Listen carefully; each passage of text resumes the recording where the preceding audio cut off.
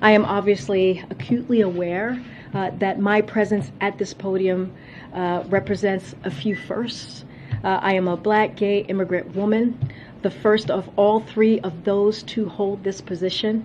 I would not be here today if it were not for generations of barrier-breaking people before me.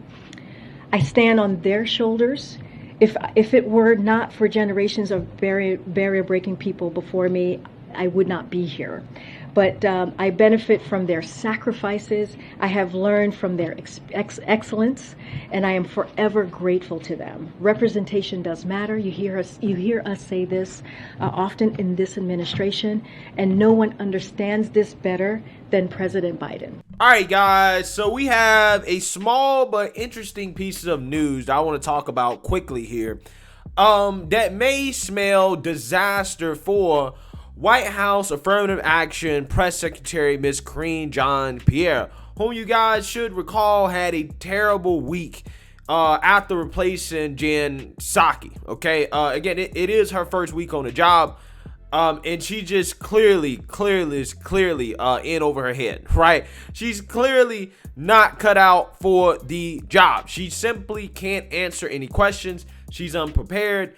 Again, she just doesn't seem like she's fit for the role. That's just my objective opinion, okay? Again, that's not saying that because she's Black, because she's LGBTQ, because she's an immigrant, because she's a woman. I'm not saying that. Jen Psaki was terrible too, right? But this woman just clearly is just a lot worse than she is. And I did not believe it was possible to get worse than Jen Psaki. But with that being said, we have a hint that even the White House, the Biden administration, thinks that Ms. KARINE Jean-Pierre isn't off to a great start, as it appears they may replace the affirmative action Black, gay, immigrant woman with a straight white male, okay? Or at the very least, they're going to basically tag him in and have him around to help her out, right? So we're gonna get into this because I think that this is hilarious, right? And one of the reasons why is because I did a video the other day about how Russian state TV was even roasting the Biden administration for picking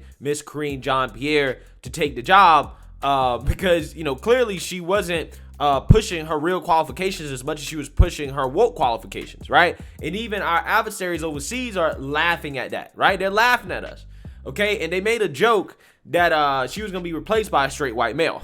And lo and behold, look at the news that comes out, right? That a straight white male is coming in to basically tag in and sub for her and also help her out. Now, I don't know if the guy is actually straight, okay? He might be gay, who knows? But I'm just saying, I thought it was going to be wrong. I thought they would try to replace her with somebody that, you know, was not straight, right? Maybe a gay white male, right? You got to have at least one infinity stone of wokeness to be qualified. But who knows? I mean, he could be gay. I have no clue. So with that being said, let's read about this because I think this is very telling in regards to how the Biden administration is feeling about their affirmative action superstar press secretary thus far.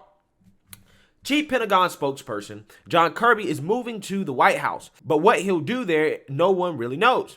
In his Thursday night scoop, the Washington Post's Tyler Pager reported that Kirby will take a senior communications position, but his, quote, exact title and role remain unclear. That was surprising as Kirby didn't get the job to replace the departed Jen Psaki at the White House podium, even though rumors swirled around Washington that he was a top candidate. So I want you guys to understand, this guy was a top candidate to get the job, right? Now, again, allegedly, they're bringing him in to help and split time with KARINE Jean-Pierre. Let's read a little bit more here.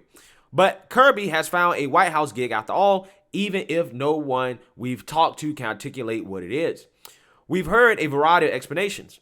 He'll occasionally do the White House briefing, splitting time with new press secretary KARINE Jean-Pierre. We've also heard he'll act like a surrogate on television, a medium he's very comfortable with from his double stint as Pentagon spokesperson and time as a CNN on-air pundit. Okay, so it's saying here in Politico that he's going to split time with Miss Jean-Pierre, which in my opinion basically means he's going to low-key be replacing her, right? They're going to have her out there less, right? Giving her less opportunities to F it up, right?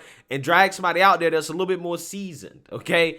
That they feel a little bit more comfortable with, right? Now, in this article from the Associated Press, They're saying that his role is expected to be working closely with new press secretary KARINE JEAN-PIERRE while making occasional appearances in the White House briefing room.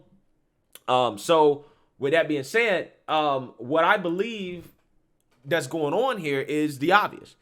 After 1 week of Ms. Jean-Pierre being in the role, the Biden administration has seen enough, right? They've seen that, okay, this person is clearly in over their head, right? They clearly don't really know what they're doing, and they're embarrassing us, right? They're embarrassing us, right? The Biden administration can't take many more embarrassments. So what they had to do is that they had to go get a guy that probably was more qualified than her. Again, this guy was a spokesperson for the Pentagon. This guy probably had more experience. He was probably more qualified for the job, but they didn't hire him because they wanted to have somebody with all the infinity stones of wokeness take the job for virtue signaling purposes.